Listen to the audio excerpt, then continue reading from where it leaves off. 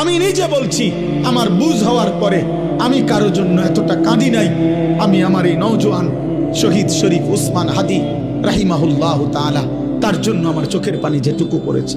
আমার শায়েখ আল্লামা মুফতি মুশতাকুন নবী কাসিমি, আমি তাকে দেখছি বাচ্চার মতো অজরে কাঁদছে। একসাথে ভাত খাইতে বসছি, ভাতের থালার সামনে পর্যন্ত হুজুরে দেখছি কাঁদতেছে। কয় মাওলানা, আমি তো ছেলেটারে ভুলতে পারছি না। আজকে তোমরা দেখছো, সারা পৃথিবী দেখছে, একজন 33 বছর বয়সের যুবক। এই যুবক ইমানদার ছিল। আমার প্রিয় ভাই, আমার কলিজার টুকরা ভাই শহীদ শরীফ উসমান হাদি রাহমাতুল্লাহ আলাইহি, এই নওজোয়ান ইমানদার নওজোয়ান 5 ওয়াক্ত নামাজ সে পড়ত প্রতিদিন। খোদার কসম, ফজরের নামাজ সে জামাতে পড়ত। ফজরের জন্য বন্ধুদেরকে ডাকতো। ফজরের নামাজ পড়ে তার সংসদীয় এলাকা, যেখান থেকে সে স্বতন্ত্র প্রার্থী হতে চেয়েছে, সেখানে ওয়ার্কিং করত। যেদিন গুলিবিদ্ধ হয়েছে সেদিন তো সে জুমার নামাজ পড়ে আল্লাহকে সেজদা দিয়ে মসজিদ থেকে বাইর হয়েছে। এর কিছুক্ষণের মধ্যেই সে গুলিবিদ্ধ হয়েছে।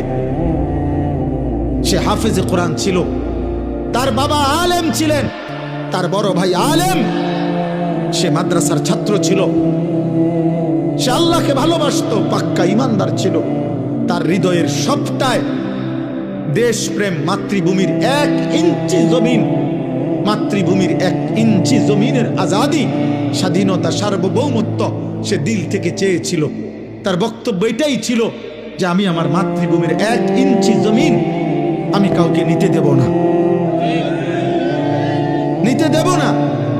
এক যুবক আল্লাহকেও রাজি করেছে, মাতৃভূমির প্রতি ভালোবাসা দেখাইছে।